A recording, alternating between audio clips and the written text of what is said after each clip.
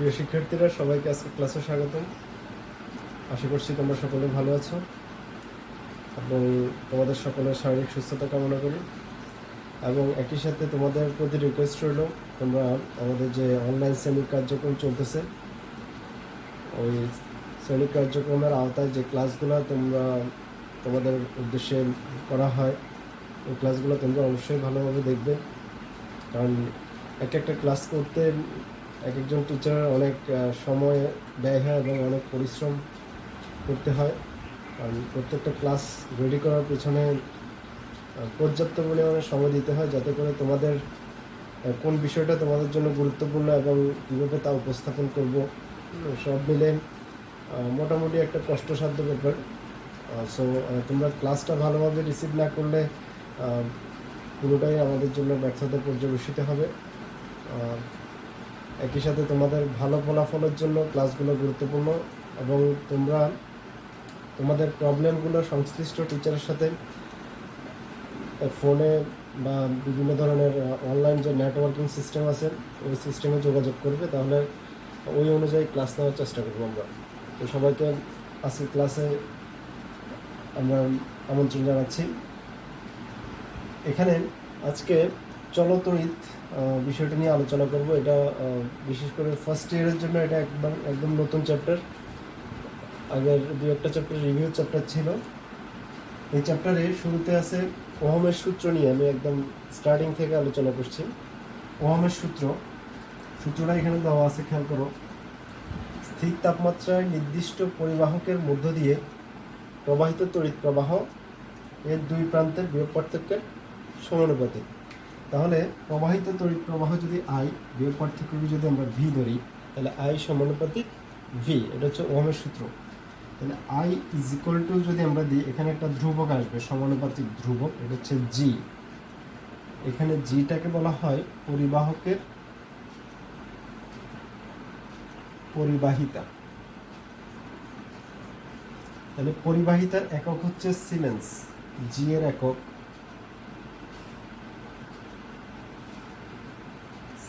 Siemens. এটা খেয়াল রাখবে, পরিবাহিতার একক, পরিবাহিতার একক সিমেন্স। এখন জি ইজ ইকুয়াল টু হচ্ছে 1/r। তাহলে পরিবাহিতার বিপরীত রাশি হচ্ছে রোধ। তাহলে জি এর পরিবর্তে যদি আমরা 1/r লিখি, তাহলে আমরা পাচ্ছি ভি ইকুয়াল টু IR। এটা বহুল প্রচলিত সূত্র, যেটা তোমরা ক্লাস 10-এও পড়ে আসছো। ভি ইকুয়াল টু IR, এই সূত্রটা দিয়ে আমরা বিভিন্ন সময় আমাদের বিভিন্ন কাজ করব, গাণিতিক সমস্যার সমাধান করতে।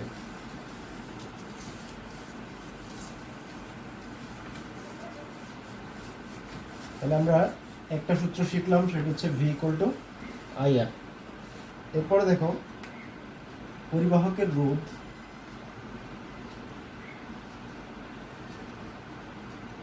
চারটি বিষয়ের উপর নির্ভর করে।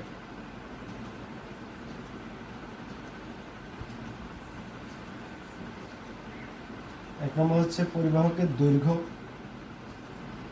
দুই নম্বর হচ্ছে পরিবাহকের ক্ষেত্রফল, পরিবাহকের দৈর্ঘ্য, ক্ষেত্রফল, তারপরে হচ্ছে আমাদের পরিবাহকের উপাদান।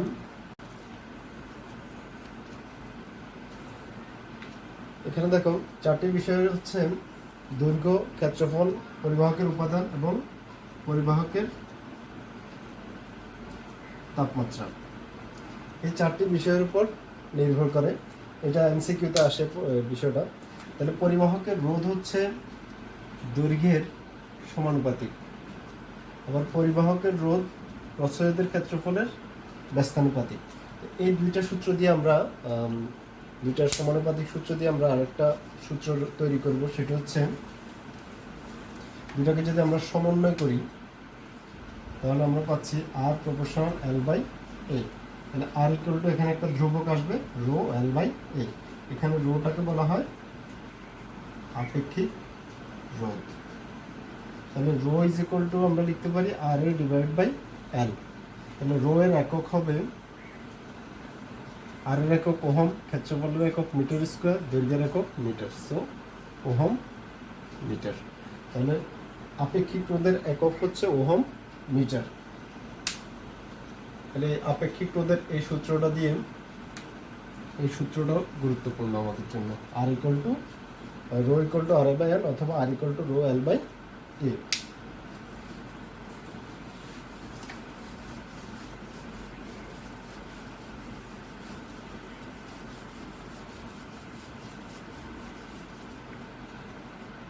এখন দেখো, যদি বলা হয় যে 60 ওহম রোধের একটি তারকে সমান 3 খণ্ডে বিভক্ত করা হলো, প্রতিটি খণ্ডের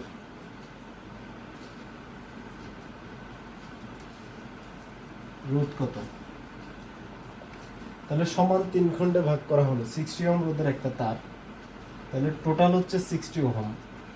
তাহলে রোধ যেহেতু দৈর্ঘ্যের সমানুপাতিক, তাহলে সেক্ষেত্রে হবে প্রতিটা হবে 20 ওহম করে, অ্যান্সার হবে 20 ওহম, জাস্ট ফর এমসিকিউ। এখন যদি এখানে প্রশ্নটা এভাবে থাকে, 60 ওহম রোধের একটি তারকে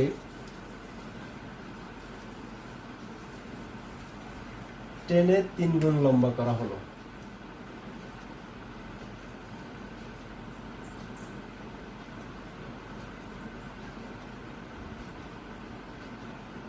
প্রতিটি বা তারের পরিবর্তিত রোধ কত?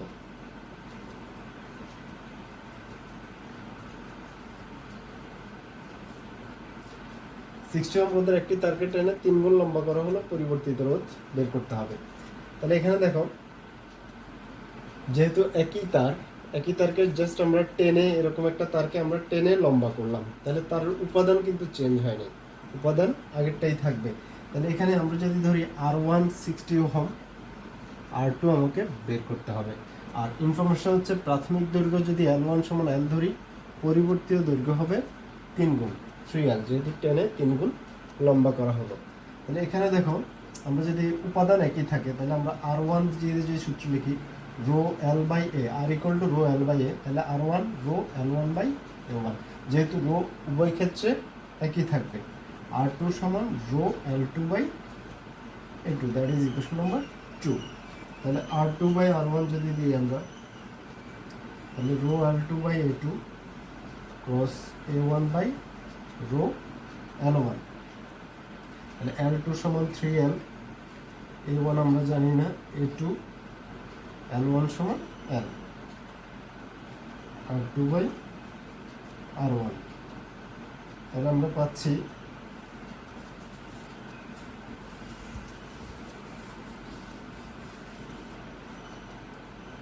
R2 by R1 is equal to 3A1 by A2। আচ্ছা, আমরা এখানে থাকলাম, এটা 3 নম্বর সমীকরণ, যেহেতু A1 A2 আমাদের জানা নেই।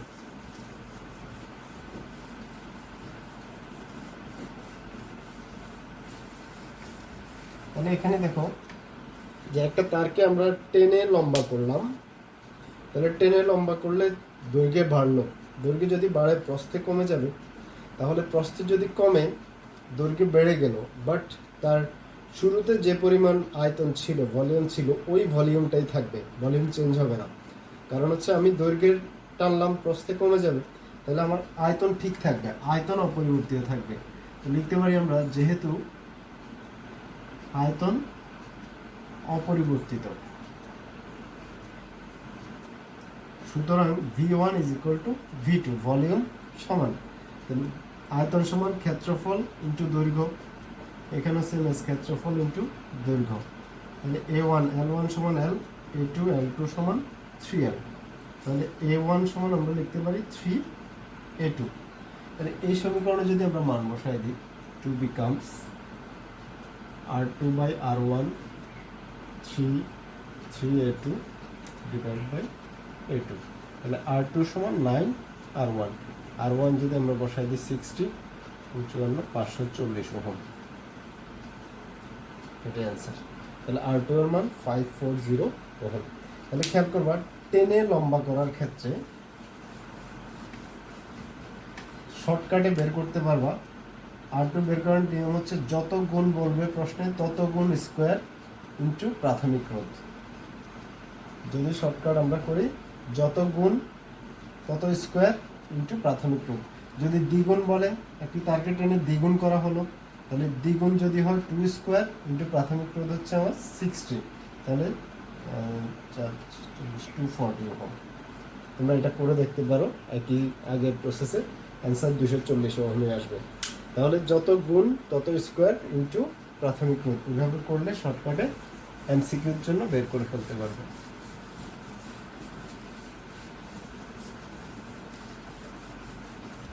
এবার আসো তাড়ন বেগের সমীকরণ। তাড়ন বেগের সমীকরণ, তাড়ন বেগ মানে হচ্ছে ড্রিফট ভেলোসিটি।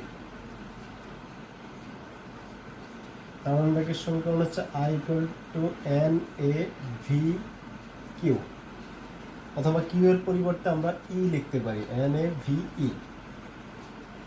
এখানে N হচ্ছে ইলেকট্রনের সংখ্যা,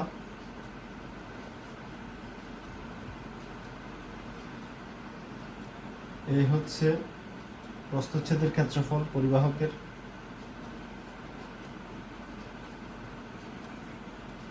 বি হচ্ছে তাড়ন বেগ, ই হচ্ছে ইলেকট্রনের চার্জ 1.6 × 10⁻19 কুলম্ব। তাহলে এই তাড়ন বেগের সমীকরণটাও গুরুত্বপূর্ণ এমসিকিউর জন্য। এখন এই তাড়ন বেগের সমীকরণের পরে আমরা এখান থেকে আরেকটা বিষয় বের করতে পারি, সেটা হচ্ছে I/A যদি নিই, তাহলে NAVE/A এ দিয়ে ভাগ করলাম, তাহলে প্রবাহকে যদি ক্ষেত্রফল দিয়ে ভাগ করা হয়, তাহলে একক ক্ষেত্রফলের মধ্য দিয়ে প্রবাহিত প্রবাহকে বলা হয় প্রবাহ ঘনত্ব।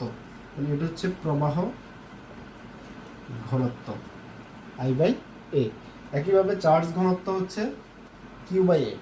যদি আমরা প্রবাহ না দিয়ে যদি আমরা চার্জ ঘনত্ব বলি, স্থিরতড়িৎ চ্যাপ্টারে আছে, চার্জ ঘনত্ব হবে Q/A। তাহলে ক্ষেত্রফল দিয়ে ভাগ করলে এটা ঘনত্ব বা ডেন্সিটি বোঝানো হয়। তাহলে কারেন্ট ডেন্সিটি হচ্ছে I/A। I/A = আমরা দুই দিকে যদি লিখি, প্রবাহ ঘনত্বকে J দ্বারা প্রকাশ করা হয়, তাহলে J = NVE। এই সূত্রটাও গুরুত্বপূর্ণ ফর এমসিকিউ। এখানে এমসিকিউগুলোর জন্য আসলে পরীক্ষাতে A+ অনেকের মিস হয়ে যায়। তোমরা এইসব চ্যাপ্টারের এমসিকিউগুলোর প্রতি জোর দিবে, কারণ এমসিকিউতে ভালো মার্কস 20 অ্যাবাভ মার্কস যদি না আসে তাহলে কিন্তু A+ আসে না পরীক্ষায়। So that is very important. তাহলে আমরা প্রবাহ ঘনত্ব শিখলাম।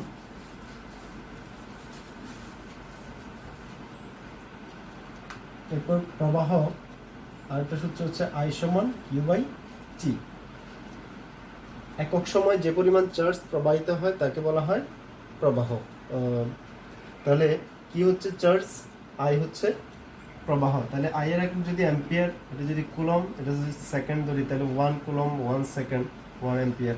তাহলে 1 সেকেন্ডে 1 কুলম আধান প্রবাহিত হলে নিচেরটা আগে পড়বে, খেয়াল রাখবা সবসময়। এরকম ডিভিশন আকারে ফরম্যাট যদি আসে, নিচেরটা আগে পড়বে, এটা পরে পড়বে, তাহলে সংজ্ঞাটা রেডি হয়ে যাবে। এরকম একক সময় বলতে পারি, অথবা 1 সেকেন্ডে। কোনো পরিবাহীর মধ্য দিয়ে 1 সেকেন্ডে 1 কুলম আধান প্রবাহিত হলে প্রবাহিত প্রবাহকে 1 অ্যাম্পিয়ার বলে। তাহলে 1 অ্যাম্পিয়ারের সংজ্ঞা জ্ঞানমূলক প্রশ্নে আসতে পারে, এভাবে আমরা সংজ্ঞাটা রেডি করতে পারি। তাহলে 1 অ্যাম্পিয়ারের সংজ্ঞা আমরা এভাবে দিব।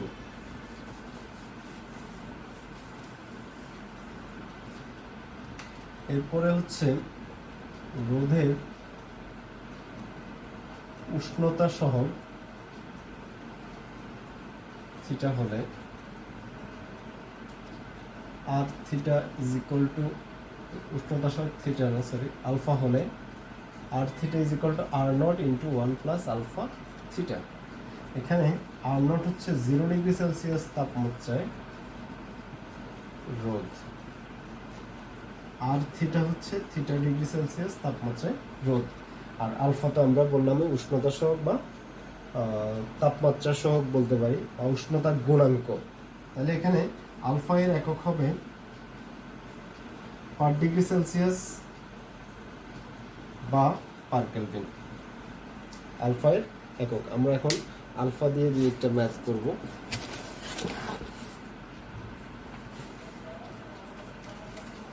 এই সূত্র দিয়ে অঙ্ক করব।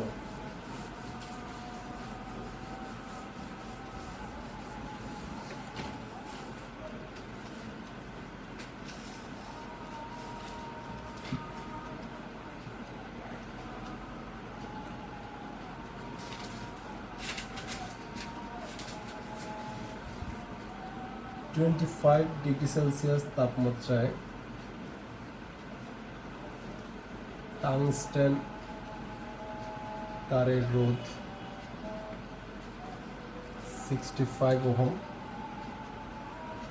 200°C তাপমাত্রায়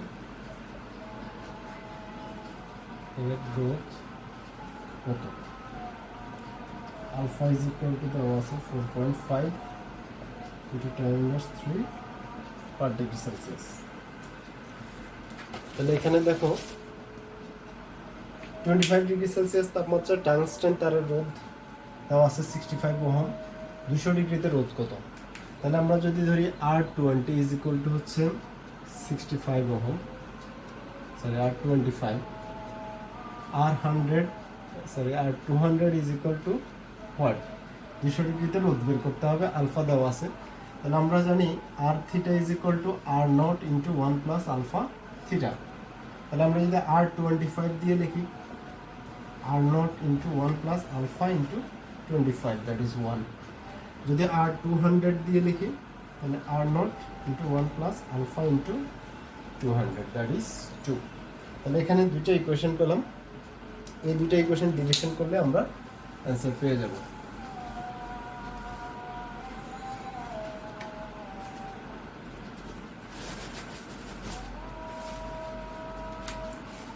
R200 ডিভাইড বাই R25 আমরা পাচ্ছি 1 plus 200 alpha divide by 1 plus 25 alpha.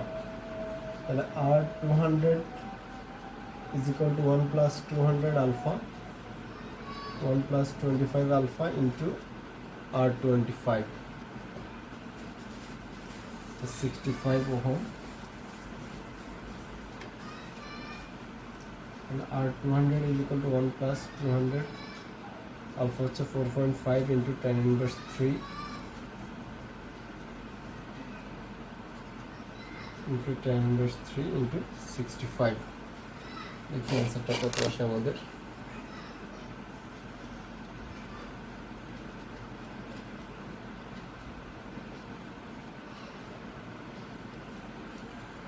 $1.9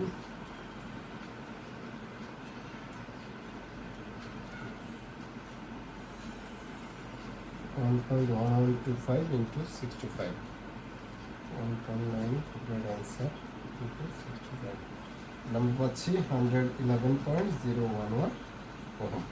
তাহলে এই হচ্ছে আমাদের অ্যান্সার। এই টপিক বেস আমরা ম্যাথ প্র্যাকটিস করবো। এই সূত্রটা গুরুত্বপূর্ণ।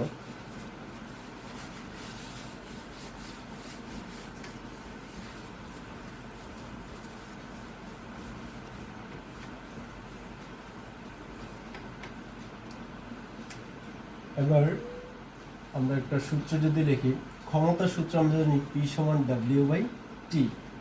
তাহলে এখানে রোধের চ্যাপ্টারও একই রকম সূত্র প্রযোজ্য হবে। P সমান কোনো বাল্বের ক্ষেত্রে, বাল্বের যেহেতু রোধ আছে, তাহলে বাল্বের ক্ষেত্রে বাল্বের একটা ক্ষমতা পাওয়া যাবে। ক্ষমতা P সমান W/T লিখতে পারি।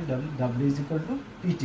এখানে W হচ্ছে ব্যয়িত শক্তি, P হচ্ছে ক্ষমতা, T হচ্ছে সময়। তাহলে ব্যয়িত শক্তির সূত্র আবার P is equal two VI, ক্ষমতা সমান আমরা লিখতে পারি ভোল্টেজ ইন্টু কারেন্ট। তাহলে ভোল্টেজ আর কারেন্টের গুণফল হচ্ছে ক্ষমতা। তাহলে আমরা যদি এখানে W is equal two PT জায়গায় লিখি VIT,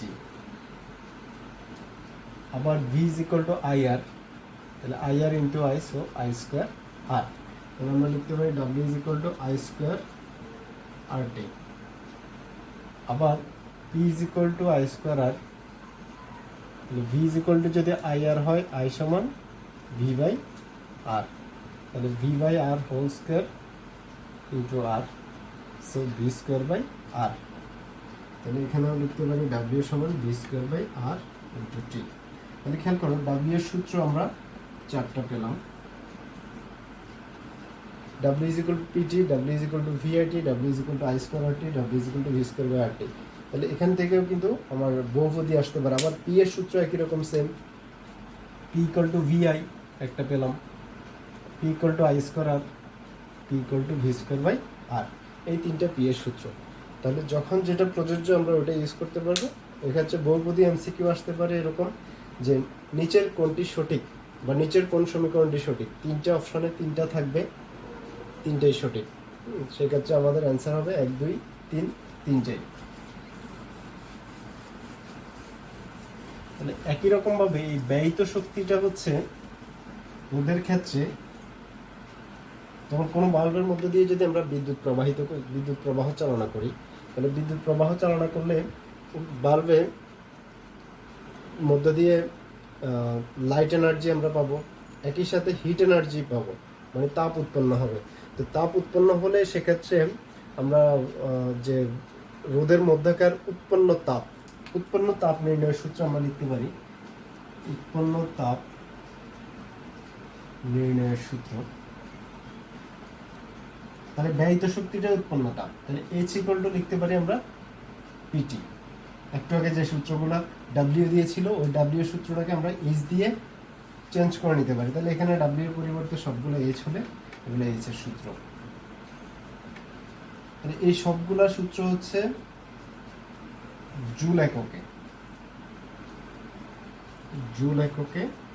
সূত্র, মানে এদের ইউনিটটা জুলে আসবে, ব্যয়িত উৎপন্ন তাপ জুল এককে। আবার 1 ক্যালোরি সমান 4.2 জুল, তাহলে 1 জুল সমান 1/4.2 ক্যালোরি। তাহলে খেয়াল করো 1 ভাগ 4.2 0.24 ক্যালোরি। এটাও গুরুত্বপূর্ণ। 1 ক্যালোরি সমান 4.2 জুল, আবার 1 জুল সমান 0.24 ক্যালোরি।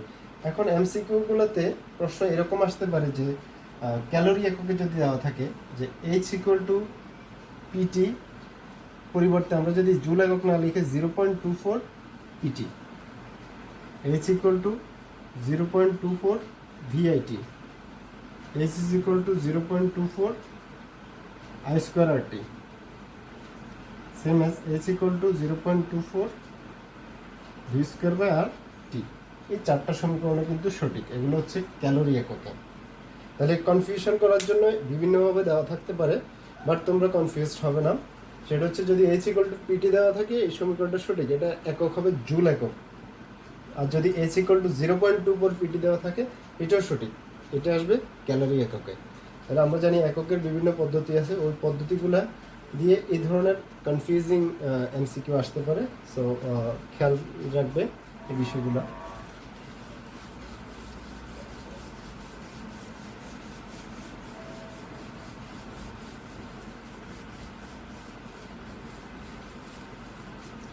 এখন যদি একটা প্রশ্ন দিই আমরা, একটি বাড়ির মেইন মিটারে 6 অ্যাম্পিয়ার টু 20 ভোল্ট লেখা আছে, ওই বাড়িতে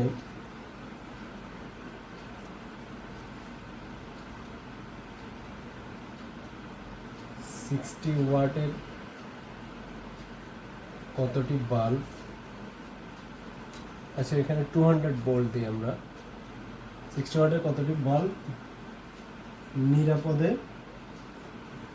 ব্যবহার করা যাবে। দেখো একটি বাড়ির মেইন মিটারে 6 অ্যাম্পিয়ার 200 ভোল্ট লেখা আছে, ওই বাড়িতে 60 ওয়াটের কতটি বাল্ব নিরাপদে ব্যবহার করা যাবে। তাহলে বাল্বের ক্ষমতা বের করতে হবে আমাকে, মিটারের ক্ষমতা, মানে ওই মিটার কি পরিমাণ লোড নিতে পারে। মিটারের ক্ষমতা আমরা জানি P is equal to সূত্র VI, তাহলে V হচ্ছে 200 ভোল্ট, I 6 অ্যাম্পিয়ার, 6 দুগুণে 12, 1200 ভোল্ট, 1200 ওয়াট। তাহলে এখানে 60 ওয়াটের কতটি বাল্ব ব্যবহার করা যাবে, তাহলে 1200 ওয়াটকে যদি আমরা 60 ওয়াট দিয়ে ভাগ করে দিই তাহলে 20টি বাল্ব ব্যবহার করা যাবে। ওই বাড়িতে 60 ওয়াটের 20টি বাল্ব নিরাপদে ব্যবহার করা যাবে, কারণ ওই ক্ষমতার মধ্যে, এই ক্ষমতার বাইরে যাবে না। তাহলে মিটারের ক্ষমতা এক্সিড করতে পারবে না, মিটারের ক্ষমতার মধ্যেই থাকবে।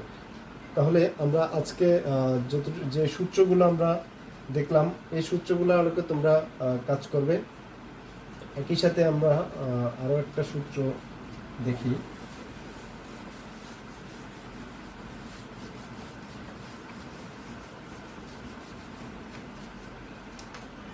ধরো এটা একটা রোদ,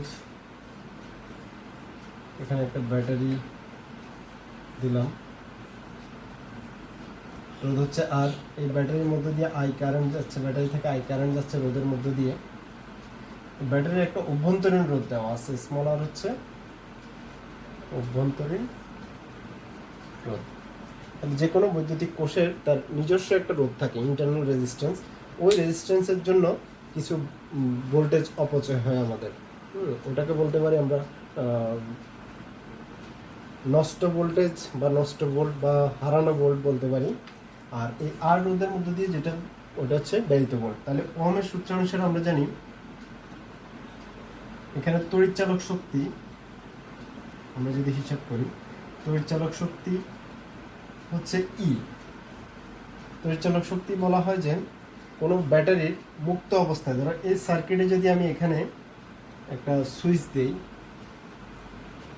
তাহলে এই সুইচ অফ অবস্থায় যদি এই দুই মাথায় ভোল্টেজ মাপি, তাহলে সুইচ অফ অবস্থায় এই দুই মাথায় যে ভোল্টেজ, এটাকে বলবো আমরা তড়িৎচালক শক্তি। সুইচ অফ অবস্থায় বর্তনী কোনো ব্যাটারির কোষের দুই প্রান্তের বিভব পার্থক্যটা হচ্ছে তড়িৎচালক শক্তি। আর যদি সুইচ অন করে দিই, তখন যে দুই প্রান্তে যে বিভব পার্থক্যটা পাবো, ওটা হচ্ছে ভোল্টেজ বা বিভব পার্থক্য ভি। তাহলে এখানে তড়িৎচালক শক্তি ই হবে ব্যয়িত শক্তি প্লাস হারানো শক্তি। তাহলে এই আই কারেন্টের জন্য এখানে একটা ভোল্টেজ ড্রপ পাবো আমরা, আই আর পরিমাণ ভোল্টেজ ড্রপ হবে এখানে।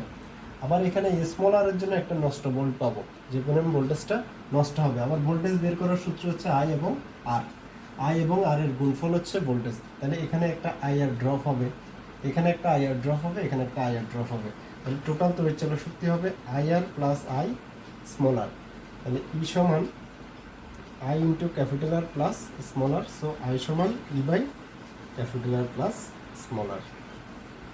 তাহলে তড়িৎচালক শক্তি এবং ব্যয়িত ভোল্ট, বা এটাও গুরুত্বপূর্ণ আমাদের, এটার পরিবর্তে আমরা ভি লিখতে পারি, ই সমান ভি প্লাস আই আর। তাহলে এই দুই মাথায় যেটা পাবো সেটা হচ্ছে তখন ভোল্টেজ হবে, আর এটা হচ্ছে নষ্ট ভোল্ট বা হারানো ভোল্ট।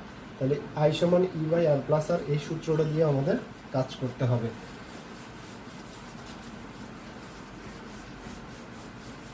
আমরা এই সূত্র দিয়ে একটা ম্যাথ করব।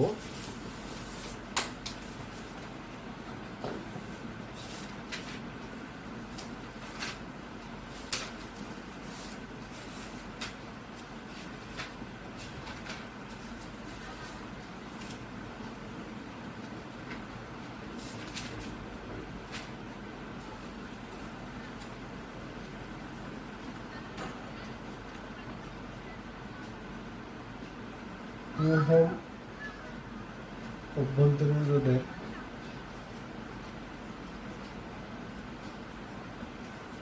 ব্যাটারির প্রান্তদ্বয়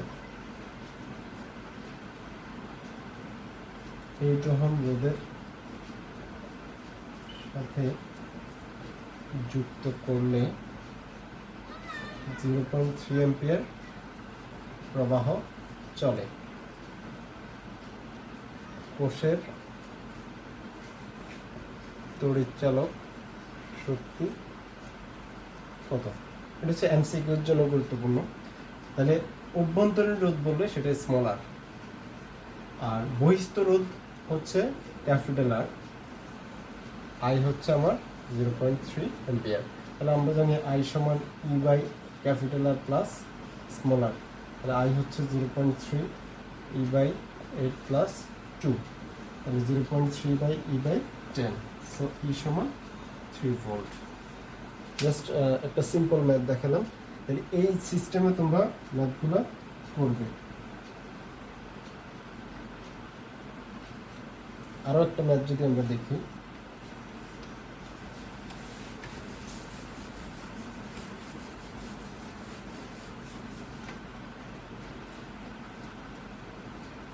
একটি কোষের তড়িৎচালক শক্তি 2 ভোল্ট, এতে যখন 5 অ্যাম্পিয়ার তড়িৎ প্রবাহিত হয় তখন বিভব পার্থক্য 1.8 ভোল্ট হয়। কোষের অভ্যন্তরীণ রোধ কত? এটা একটু খেয়াল করো। তাহলে এখানে তড়িৎচালক শক্তি হচ্ছে E 2 ভোল্ট, বিভব পার্থক্য হচ্ছে V 1.8 ভোল্ট, অভ্যন্তরীণ রোধ R বের করতে হবে। তাহলে আমরা জানি I সমান E by capital R plus small r, এটা মনে রাখাটা আমাদের জন্য ইজি। তাহলে E সমান আমরা লিখতে পারি IR plus I small r। তাহলে এই বহিস্থ রোধের দুই প্রান্তে যেটা পাবো সেটা হচ্ছে ভোল্টেজ I স্মল r। তাহলে I ক্যাপিটাল R পরিবর্তে আমরা V লিখতে পারবো। তাহলে E এর ভ্যালু হচ্ছে 2, V এর ভ্যালু 1.8, I আমাদের কত আছে 5 ইন্টু স্মল r। তাহলে 5 R is equal to 0.2, তাহলে R is equal to 0.2 ভাগ 5, 0.04 ভাগ। আশা করছি তোমরা বিষয়টা বুঝতে পারছো। তো তোমরা এই টপিকগুলোর আলোকে এবং যে সূত্রগুলো আমরা আজকে পড়লাম ওই সূত্রগুলো সবগুলো খাতায় লিখবে, লিখে বিভিন্ন ধরনের অঙ্ক প্র্যাকটিস করবে বই থেকে। আমরা পরবর্তী লেসনে নেক্সট বিষয়গুলো আলোচনা করব। সবাইকে ক্লাস দেখার জন্য আন্তরিক ধন্যবাদ এবং তোমাদের সকলের পড়াশোনার উত্তর সাফল্য কামনা করছি। তোমরা এই পরিস্থিতিতে যে ভালোভাবে পড়াশোনায় মনোনিবেশ করবে সেই সামনে ভালো করতে পারবে। ধন্যবাদ সবাইকে।